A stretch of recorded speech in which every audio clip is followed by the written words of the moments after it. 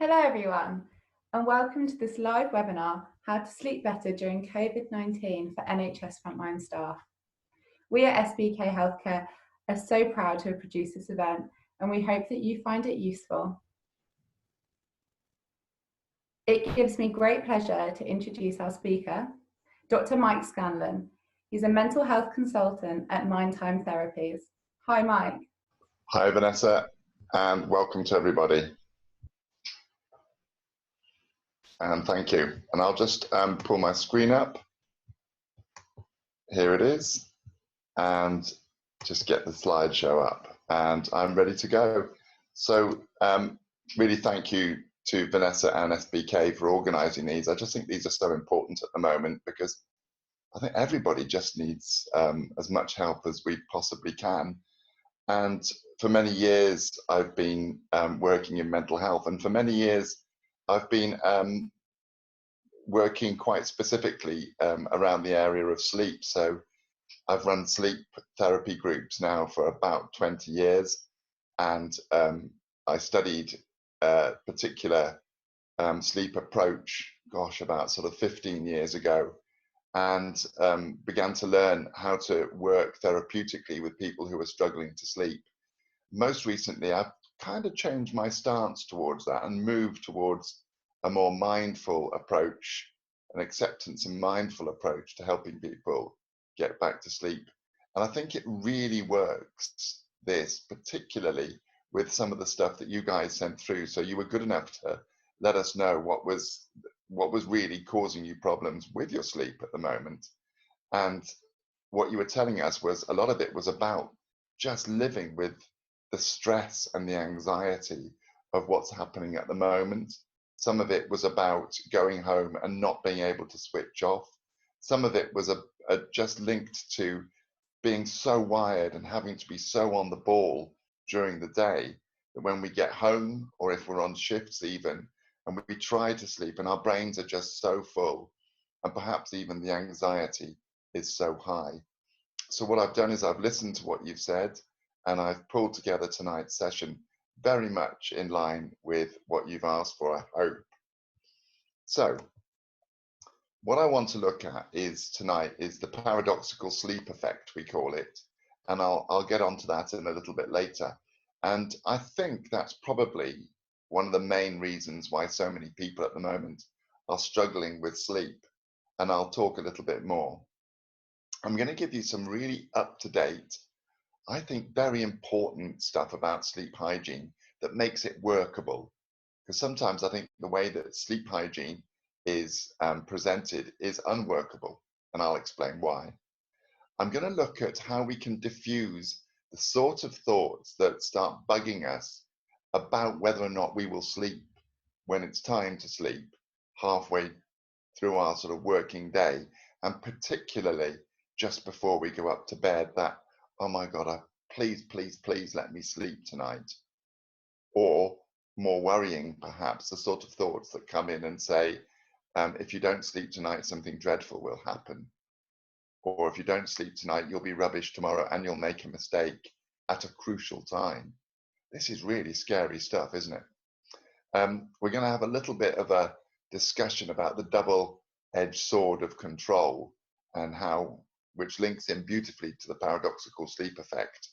And we're going to really enjoy, I hope, developing some mindful stances and approaches and skills that are going to help us all sleep better. I've included, which SBK will send out, a voice recording, an audio and a short film, a cartoon, but you don't want to watch the cartoon, you just want to listen to the sleep meditation, which is just a wonderful way to get to sleep. I've also included a booklet with all of the tools I'm covering today encompassed within the booklet, which I hope you all find really, really useful. And share with as many people as you like. You know, there is no copyright in anything I do. I don't think this is the right time for that. So with no more ado, let's start really looking into, there's me being heavy-handed with my daughter calls them oaf fingers. There we go. So I'm just going to talk about the 6 maintainers of sleep problems or insomnia. I think I'm going to look at it as being problems with sleep rather than full insomnia tonight, because I think we are experiencing this, what I'm experiencing as a therapist and as somebody working in mental health and talking to people every day, is sleep is becoming more and more difficult because of the constant sort of presence of threat. And the 6 maintainers of poor sleep, the first one is very poor sleep hygiene. And over the years, I've been amazed, people come to me and say, can you help me with my sleep, Mike? And I say, well, let's have a look at it. And we do the assessment. And what I find out is that they're still online watching something invigorating sort of 15 minutes before they go to bed.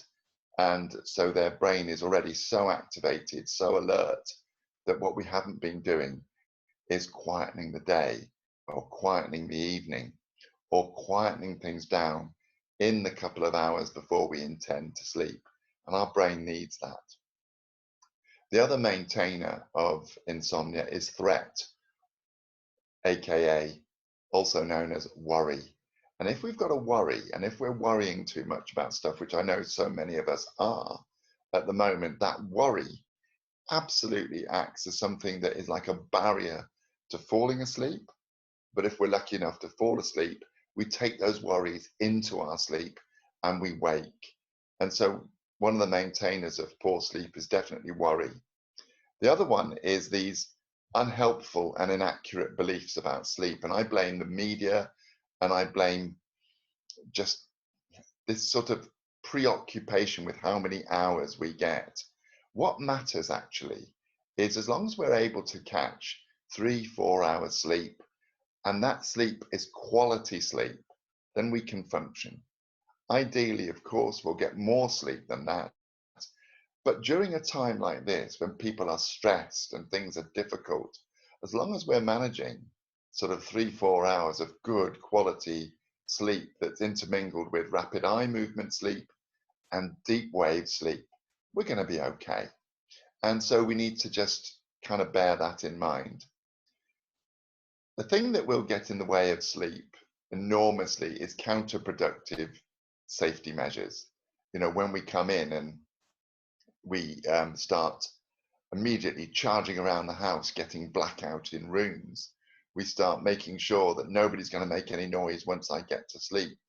We check that there's not a chink in the curtain that's going to let any light in. And what happens is that we start to over-egg those safety measures to a point where our brain starts to believe that we're actually under siege.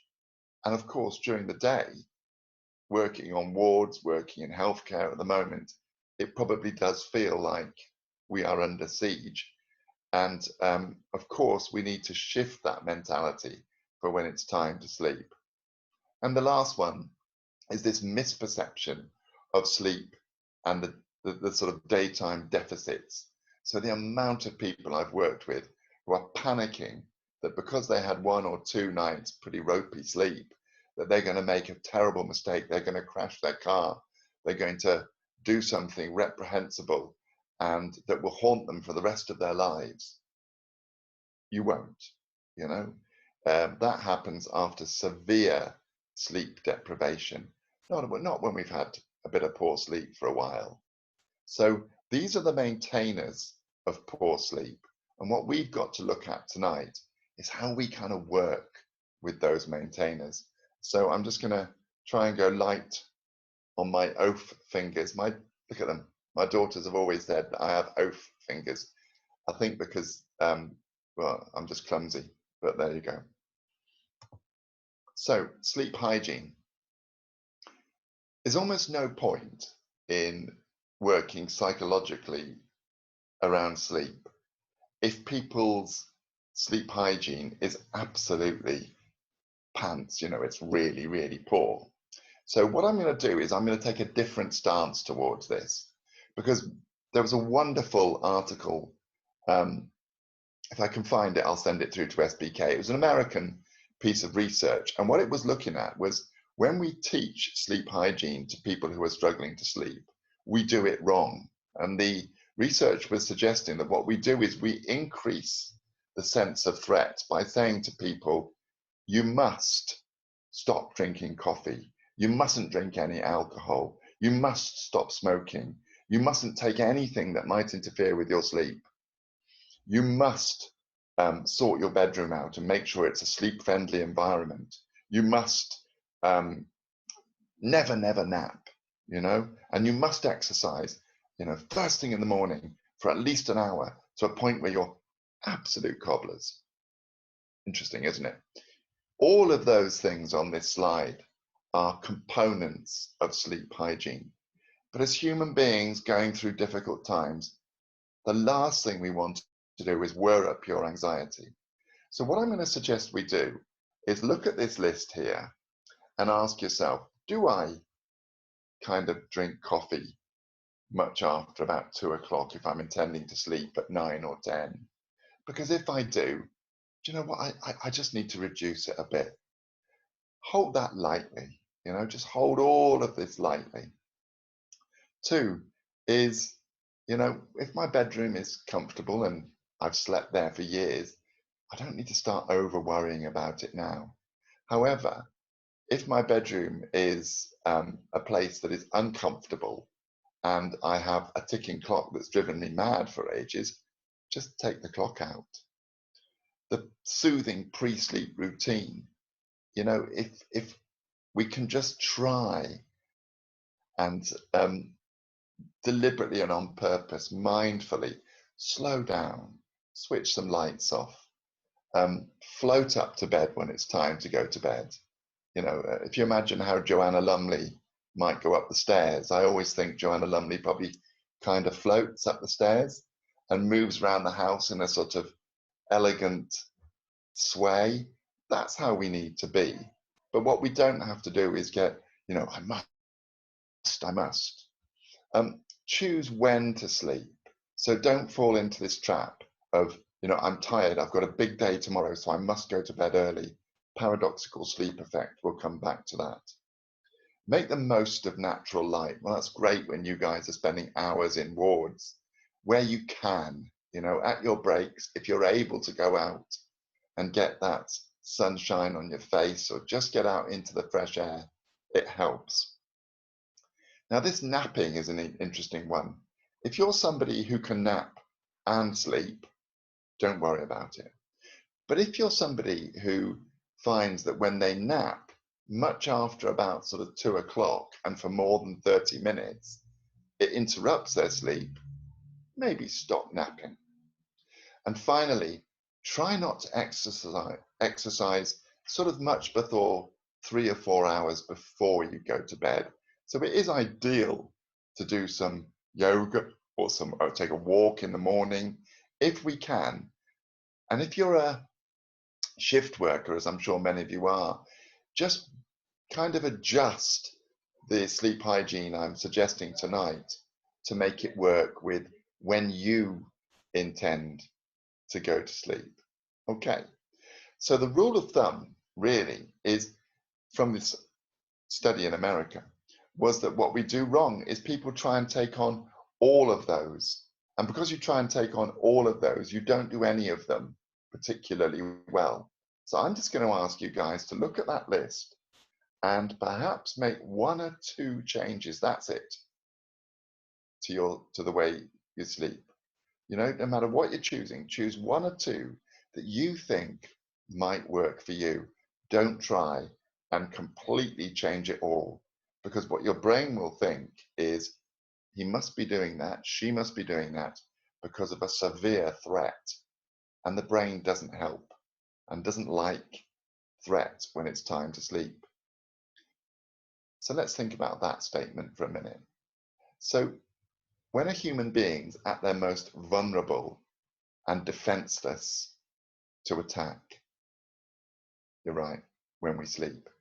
And so if the brain senses a sense of threat, it doesn't want us to sleep deep. It doesn't want us to get into that lovely deep wave restorative level of sleep. It wants us to just surface sleep. Surface sleeping, we all know this. It's that sort of sense when you're not sure whether you've been asleep or awake, but your partner says, "Oh, you were snoring." or you dribbled or something attractive like that. So we want you to have proper sleep architecture, we call it. So just one or two, and don't fall into that sleep hygiene trap of doing too much. There you go. Oh, fingers again. There we go. So at the moment, why are so many people over preoccupied with their sleep? And it's because we are living, of course we are, in a climate of fear. And I've got to say, the last SBK webinar that I did for you guys, when I was looking at the comments at the end and some of the responses that you all gave me, I found it hugely sobering. I found it very emotional as well, but it really made me sit back and realize something you don't get from just watching on the television is a real sense of what you are all going through. And of course, there is threat of mortality, there's threat of illness, there's threat of getting things wrong. Hats off to you all. And of course, because we're living in a threat-focused time, our sleep is being affected. And because of that, many of us are falling into the paradoxical sleep effect. So let me explain. Paradoxically, what we're doing, because it feels so important to get a really good night's sleep, is we're worrying about our sleep. Halfway through the day, we're sort of finding that little thought creeping into our ear, and it's saying to ourselves, really important you sleep tonight, Mike. So important you sleep tonight. If you start getting too tired, your immune system will go down and you're going to get the virus, and because your immune system is flattening off because you haven't slept. And we whir ourselves up. And if we're doing that 2, 3, 4, 5 times a day linked to sleep, our brain starts to perceive whether or not we sleep at night as being a major threat to us. Hence the paradoxical sleep effect. So much of what I do tonight is going to be based on, what we have to do is we have to be wise, and we have to be sensible, and we have to be measured about our sleep. And the truthfulness of it is, science tells us this, that if we have a couple of bad nights, it really will not affect our functioning by more than a very few percent, It won't mean that we make catastrophic effects because our adrenaline will sharpen up our minds, It won't be good for us. But after a couple of nights poor sleep, generally what happens is our body and our brain compensate, and I can see there's lots of questions coming in, and I promise we will get to them. I'm going to make sure that we leave enough time to do that. So what are we going to do about this paradox? So one of the things I'm going to suggest is that if we just stop for a moment and think a little bit about the physicality of sleep. Now, many years ago, my mainstay intervention for getting people to sleep was to introduce progressive muscular relaxation before bed. Now, this is still a wonderful thing to do, to tense and release all the muscles in the body before we go to sleep. And I've just realized, actually, I didn't send Vanessa my progressive muscular relaxation audio file, so I will do that at the end of tonight's session. So for many people, you might really like to do that an hour or so before you intend to sleep. But what is even more effective than that is bringing mindful attention to our physicality throughout the day.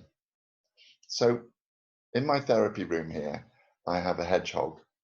And the idea of the hedgehog is that if I'm trying to teach how to hold things lightly amidst times of stress, I take my hand like this and I place a hedgehog in my client's hands.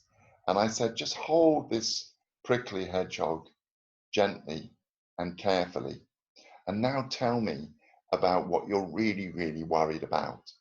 And inadvertently, what we see is this, because we tense.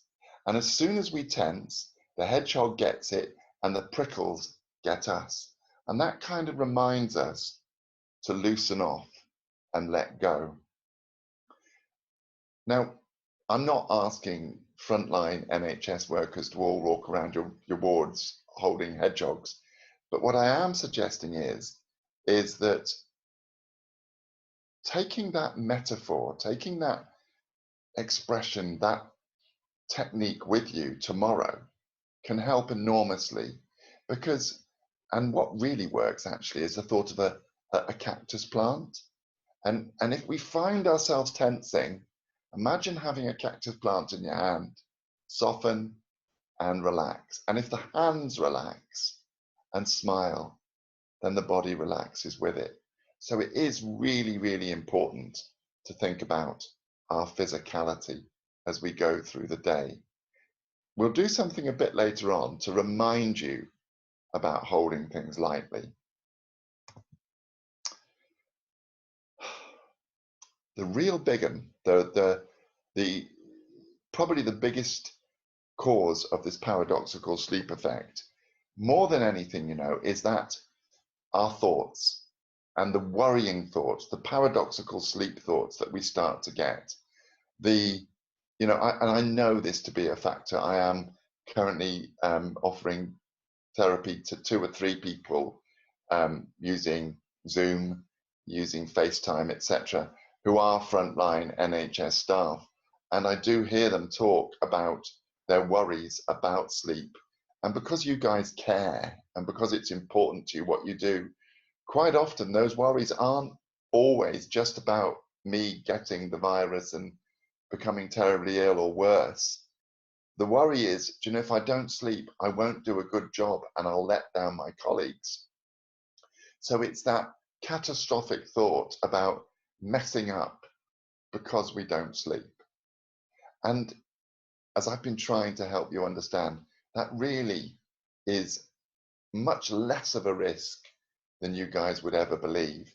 The brain and our capacity to function with less sleep is pretty incredible. So I think I'm going to do a little exercise with you to look at how we might think differently, how we might use a very simple technique to question whether or not we need to be bullied by these catastrophic thoughts. So I'm just going to ask you all for a moment, and be interesting. I'm going to ask you to go on to either chat or Q&A in a moment, and just let me and tell me where we are on this exercise. So I'm going to ask you to imagine that you're driving home in your car, and you get a text. So of course you pull your car over and you look at your phone, and the text is coming from your bank, NatWest. We've got the logos all down there: Lloyds, Barclays, RBS, HSBC, doesn't matter, You've got a text from them, and you open it quizzically, and it says, your account has been hacked.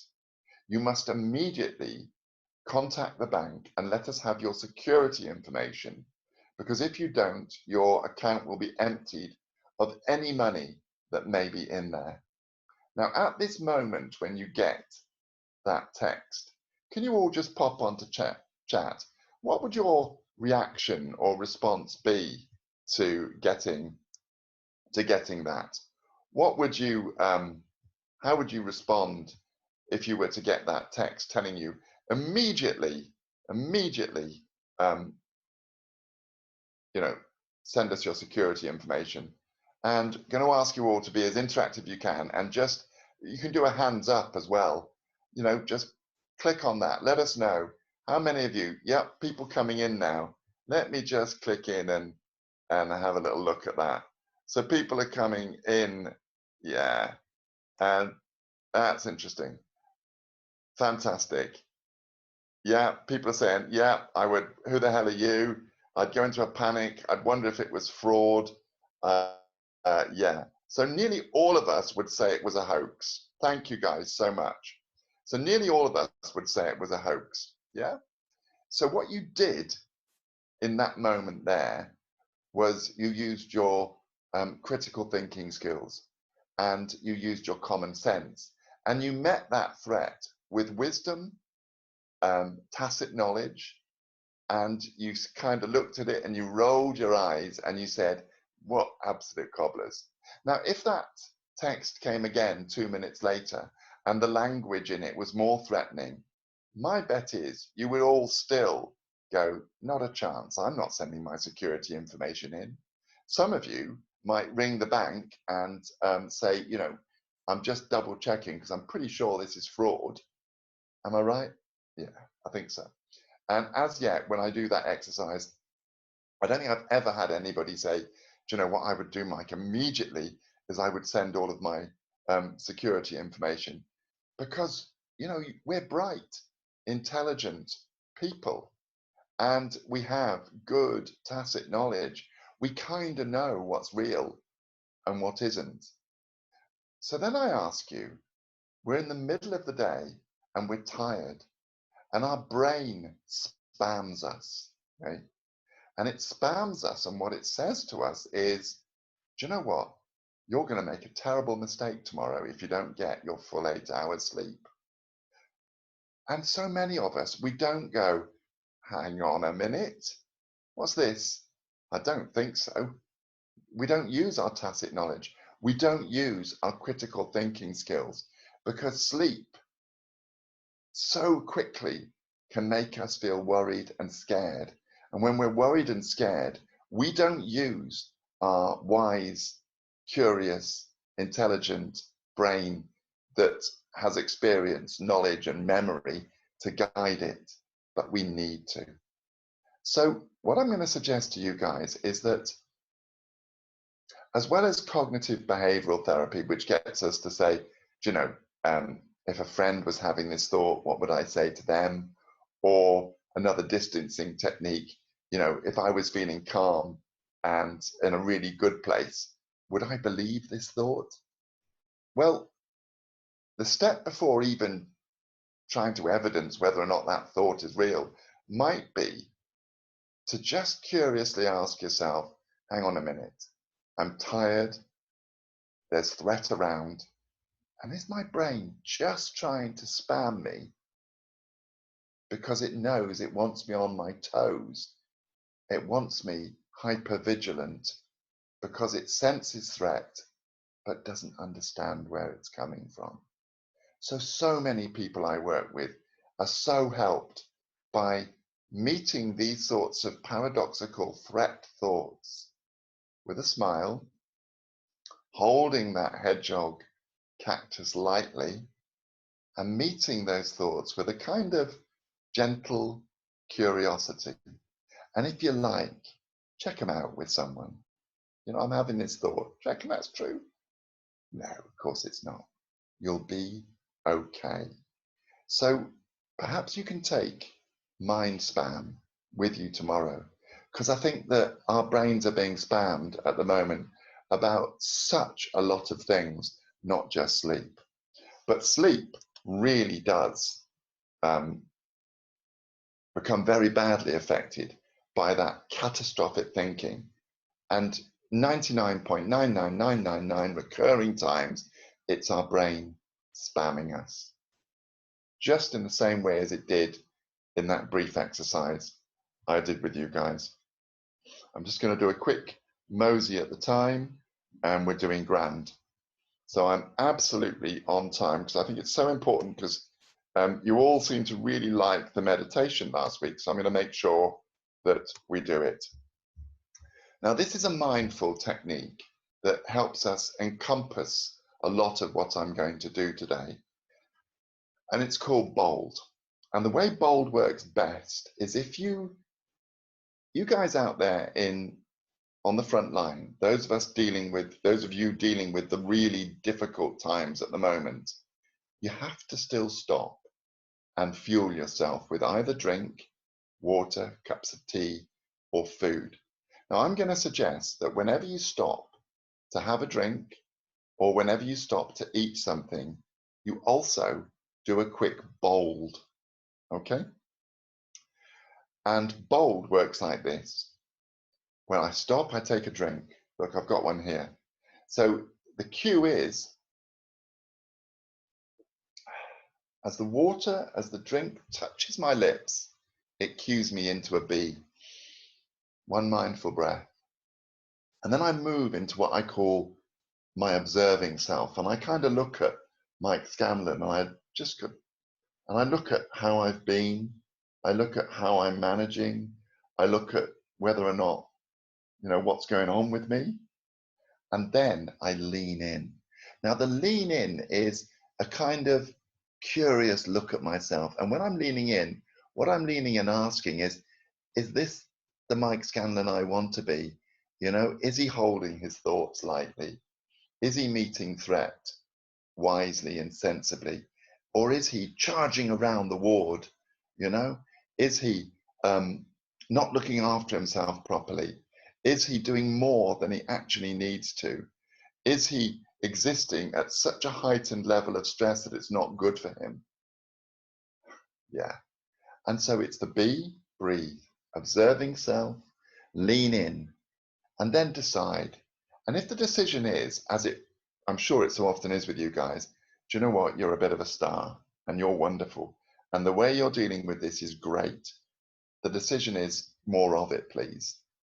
However, if we look in and what we see is that we're not looking after ourselves properly, we aren't stopping and breathing, we aren't holding the hedgehog lightly, we aren't valuing ourselves as well as the patients we're looking after, then the D is come on, make a decision and make a change. Now that, my friends, is mindfulness on the hoof. And bold, I do a bold 6-7 times every day of my life because I have suffered with anxiety and depression for so long. I kind of don't anymore for the last 10-12 years. But prior to that, bold, I just keep it going because it keeps me behaving and acting in the manner that works for me. And I think it can do that for you guys. I've also done a short film of bold, which I shall send to SBK as well, because the film is a real peach. So if I move forward, the last few suggestions I'm going to make are that a really helpful thing to do that takes a little bit more time is at some point in every day, instead of allowing our mind to just worry in an unfettered way all day long, as so many of us are doing, where our mind is sort of driving the bus of life and we are mere passengers being pulled around by it. Structured worry time suggests that what we do is at some point in the day we just stop and we get a bit of paper, ideally a really nice book, but paper will do, and we just quickly write down all the things we're worried about. We cross through any that aren't ours, and we choose just one of our worries, and we choose to do one thing to impact on it, not to deal with it, because so much of what's going on at the moment we can't eradicate or deal with, but we can do something to impact on it. Even if impacting on it means I talk to someone, or I send an email, or I go and speak to somebody else on the department about my worry. Impact on it. Because as soon as we impact on it, our brain learns that we're acting in a manner that is in charge. And now for the pièce de résistance for tonight. And I probably will go a few minutes over, but I kind of think this is so important, and I promise to have time. So what I'm going to introduce you to is the Leaves on a Stream meditation. Now, when I do a 6-week sleep course, there are times when I finish and it's almost kind of like a slap in the chops, because people say, oh, Mike, I tell you, I don't need all the rest of it, because the Leaves on a Stream helps me sleep every single night. And I hear that so often. So the idea of Leaves of a Stream is it encourages us to let go of our thoughts as we're dropping off to sleep. So what we do is play it just before we go to sleep. So I'm not going to do the whole meditation because that would take too long, but I'm just going to ask you all to imagine that you've got a stream that runs through your consciousness here, and at the top of the stream is a tree, and every now and then that tree sheds a leaf. The leaf falls onto the stream, and the stream carries the leaf, and the leaf disappears. And now, friends, just close your eyes and just visualize that stream and watch as it gurgles and bubbles and leaves, and notice that it's calm and the flora and fauna is beautiful around our stream. And as we look, we watch the leaf fall from the tree. It lands in the stream, and we sit back and we watch that leaf as the leaf is carried and disappears. And we sit and we watch leaves for about 3 or 4 minutes, and many of us will fall asleep just watching leaves. And then we just smile, and you hear my voice say, go and ask your brain for a thought that your brain has got stacked up, waiting to be thought about. And so we say, come on, brain, what's the thought that you've got for me? Will tomorrow be difficult? Okay. And we take the thought, will tomorrow be difficult? And we imagine that as a series of jumbled up letters that make up a stream of words. And we pop those letters into an envelope and we wait. And sure enough, the leaf falls from the tree, it lands on the stream, and we pop our thought on it in its envelope, on the envelope, and on the leaf, and the leaf carries our thought away. And we wait, and our brain, of course, sends us another thought, and we wait for the leaf to drop, and we pop that thought too on the leaf, and we just sit and lie sleepily in our gym jams, watching leaves disappear with the thoughts attached to them. And we wake up sometime later, not full of difficult thoughts because we've let go of thoughts, feeling so much better. Now, that's going to work for shift workers. It's going to work for everybody. And I can't tell you, the actual meditation is about 9 minutes long. I've sent the audio file to the wonderful Vanessa and those good folk at SBK, and it just works. The other peach of a technique I'm going to share with you, there we go, oath fingers once more, is cognitive shuffling. So cognitive shuffling is very simple. And we use this when we wake up at night. So it's best used when you kind of wake up way too early. And what the trick of this is don't actually fully wake. So you realize you've sort of woken.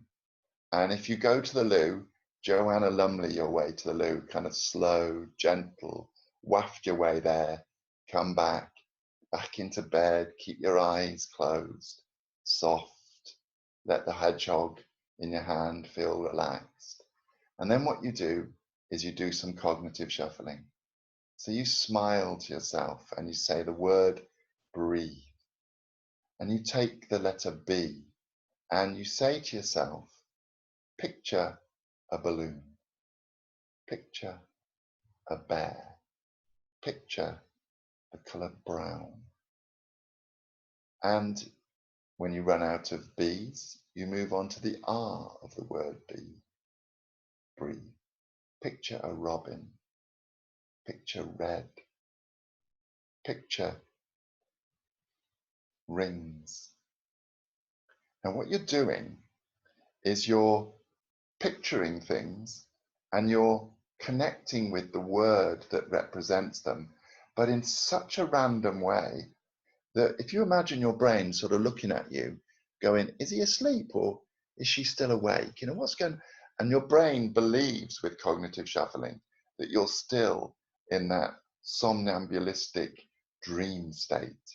And so very, very often, cognitive shuffling, just going through the word breathe, and it's rare as hen's teeth that we actually finish the word before this process of picturing gently, quietly in our mind's eye and labeling drops us safely back to sleep. Hugely evidence-based. There was an app for some time that accompanied this called My Sleep Button. It was an American app, and I didn't like it, but lots of people love, and you can get that as well. It's called My Sleep Button, and it's a version of cognitive shuffling. And finally, I really must say, if you can, here's the link, and this wonderful woman is called Cassandra, and she uses yin yoga to help people sleep, and you do it on your bed for 20 minutes. And this is when you get back and you've had a real difficult mare of a day, and your shoulders are up around your ears and your physicality is so tight and difficult that of course your brain is going to perceive threat. Yin yoga, absolutely wonderful. And Cassandra's got such a soothing voice. So I would recommend do your yin yoga, let the physicality of it all wash over you, then the leaves on a stream, and friends, sleep. So the final slide is the one I'm sure many of us have been waiting for, and that's the Q&A. And it's just thank you so much for sharing tonight's session with me. And yeah, I'll just see if there's questions that are coming in. So, and I'll try and answer as many as we can. So let me just go there. I'm having really realistic dreams of me at work, making me feel like I'm repeating my day when I'm asleep. Is there a way to stop this? Well, do you know what I would say is there is a way to stop it, and it's everything I've been saying. It's because what we're not doing is having regular stops. So the wonderful thing about bold is that every time you do a bold, you can also use the bold to remind yourself of the hedgehog, the cactus, and find that, let go of the physicality. Now, if we're letting go of the physicality throughout our day, our cortisol is staying relatively flat. The problem with being stressed all day is the cortisol goes up, which supercharges our adrenaline, which means that the toxicity in our brain is such that we just don't sleep. So we do need to be throughout the day stopping, letting go, breathing, relaxing. Yeah. What are your views on the use of devices such as Fitbits? Oh, Fiona, I hate them. Do you know, Fitbits, for me, increase our sense of paradoxical sleep effect because we spend our time saying, oh my God, I only got this much sleep. They're not actually, the sleep architecture that they show you is not accurate. It's not like you would get from the sleep centers, you know? So, and all they do, I believe, is they make us look with panic. And we don't need to be looking at that sort of thing, really not. How do I think of COVID being the first thing I think about when I wake up? Because this stops me getting back to sleep. Cognitive shuffle that one, please, Lara. I'm so desperate that I have a good night's sleep. I find myself worrying about it before I get to sleep. Now that's what we talked about as being the paradoxical sleep effect. Your brain, my friends, is spamming you. Curiously check in and smile at your brain. I think you're probably spamming me. Do you know what? I'm going to apply that stuff that old Mike Scanlan told us to do, and I'm going to start sleeping. And I'm not going to be thinking about it when I don't need to be thinking about it. Is there a link to the change in the type of dreams we're having? Oh, absolutely. Our dreams are our brain's way of processing the stuff of the day, you know, so in the same way it works with eroticism, you know, that if we're with a new partner or even the wife we've loved for many years, and, you know, you're on holiday and kind of like, you know, in your cosy, you're probably going to have erotic dreams because I think I'll stop there. But if you've been dealing with threat all day, your dreams are going to be processing that threat. Are the daylight clocks helpful? Enormously, enormously helpful. Complete frustration and inconvenience. Yeah, I can understand that, Graham. But I think what we must do is really, really kind of hold that lightly. Baturda is saying here, can you send me the presentation? Yeah, the presentation is already sent to SBK, so I'm sure they'll see you around. And can you see me? Yeah, I suppose so. I like the use of spam rather than irrational, dysfunctional thinking. So do I, Vicky. It's not irrational and it's not dysfunctional. Our brain spams us, you know. I often wake after an hour thinking I've slept all night. Yeah, when you wake, think that. Don't jump up, don't go anywhere quickly. We wake, we smile, the word breathe, be. Balloon, bra, where did that come from? Bailey's drink, brown. Picture it. What really works is if you say the words, picture a balloon, picture the color brown, because it kind of instructs our brain to bring up a picture and then leave. And remember, the way you're doing that, remember the hedgehog, hold it lightly while you're doing your cognitive shuffling. And it's really gonna help. What do you think about getting up if you can't sleep as bed? Now, I think what works, instead of staying in bed, the evidence base is what we should do is if we've been trying to sleep for longer than about 20, 25 minutes, get up, you know, reset the brain, go downstairs, have a glass of water, come back up, gently go back to bed, leaves on a stream, cognitive shuffle it for a while, do a bit of yoga for 5-10 minutes with Cassandra, and then quietly lay down and say, do you know what, I'm not going to try and sleep, I'm just going to relax. So many of you talking about waking after an hour, and you know, that's why I included the cognitive shuffling. I do not sleep at night. When I lie awake until 2 a.m. and then go to sleep, I'm okay. I'm just tired. Put everything we've put into place. When should we stop going on smartphones?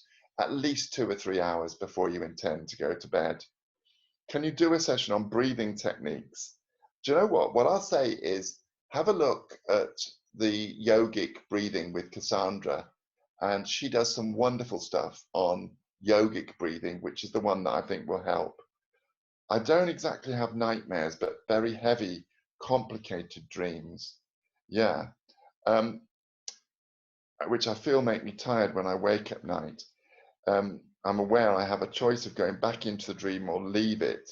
Do you know what I would do is use the cognitive shuffle so that your brain is dreaming in much more abstract than it is linked to a sort of linear, a linear story. The other thing I didn't include tonight, but you know, on YouTube now, there are free audio books, and sometimes just having an audio book playing in the background and sort of half listening to it to get off to sleep, or when we work, when we wake up early, that can be useful. Can these techniques be used with children and young people? Absolutely. Yeah, I use it with lots of the young people I work with. If I wake up in the middle of the night to go to the toilet, that's when I can't get to sleep. 2 words, Joanna Lumley. You know, I saw a really brilliant film of one of there's a film of the one of the sleep centers in America, and they had these people on the you know, all wired up, looking at their sleep architecture. And when they needed a wee, what they were doing was they sort of unplugged themselves and they dashed off to the loo. When they came back and they put the somnograph back on, what you saw was their heart rate variability had gone into sympathetic nervous system because they'd sort of charged to the loo. You know, we've got to get that idea of a couple of hours before we go to bed, And all night long, if we have to get up and walk around, float, you know, just float around, feel the calm, have the hedgehog and the wonderful, wonderful cactus sense, it holding that lightly. The physicality, we can't underestimate how important there is. Somebody's just come through, Paula, saying, is there a link with the menopausal symptoms? Paula, absolutely there is. And what might really help here is actually making sure that your temperature of your room is much, much cooler, because a cool bedroom is very, very helpful for us to sleep, particularly when you guys are a bit menopausal. How long should we stop eating before trying to sleep? Milky drinks, yes. Who is that? Helen. Helen, milky drinks, there is a bit of an evidence base for that. And the other one is bananas, because they contain lots of tryptophan. And we don't want to go to bed hungry, you know, because what will happen is our blood sugar will drop a bit. And if our blood sugar drops a bit, it mimics anxiety, because we go into a bit of peristalsis. So we do want to have a gentle, healthy snack before bed, and a warm milk, very, very useful.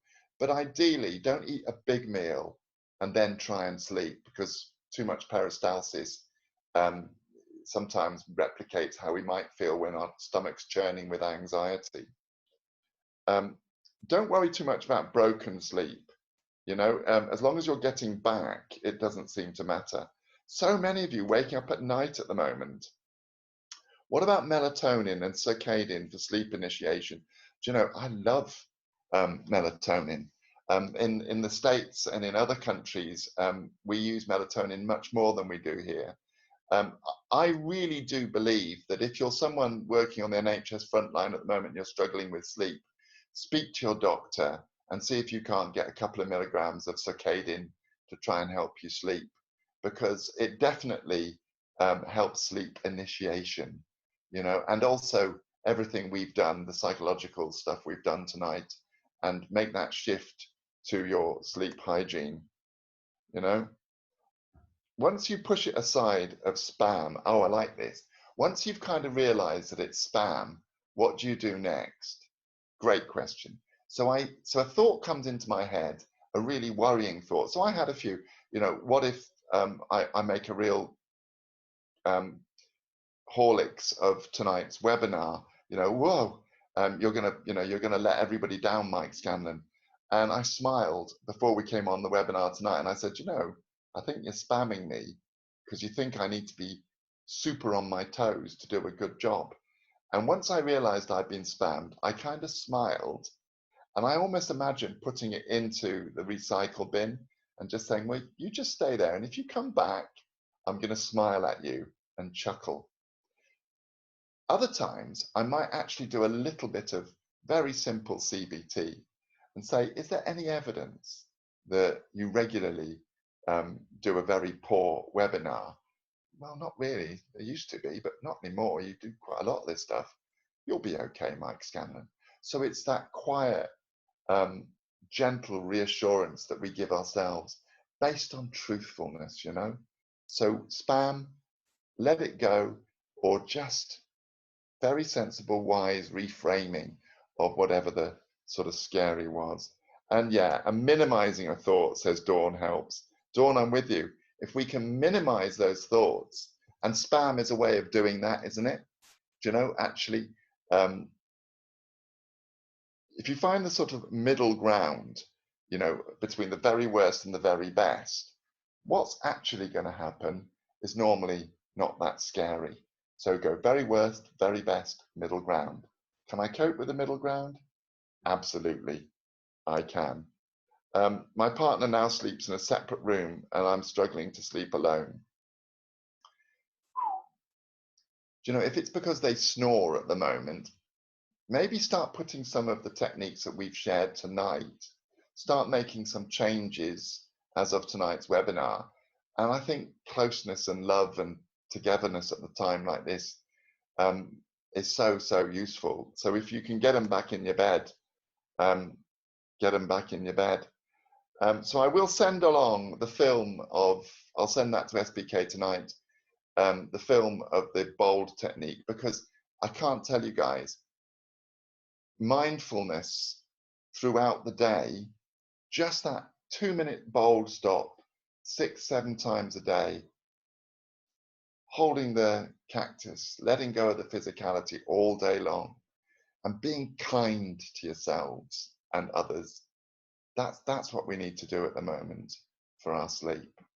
So I just hope that everybody's found this useful. I think that seems to be most of the questions that came in. Thanks, Mike. I found that really interesting. I'd like to thank Mike for his time this evening. I found it so useful and interesting, and I hope that you have too. But lastly, SBK would really like to thank everyone working in the NHS right now.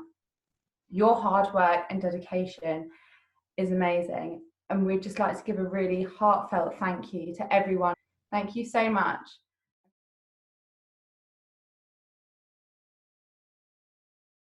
Hi everyone. If you like this video, please do give it a thumbs up. Subscribe for latest content and make sure that the bell button is turned on so that you get a notification when we next upload.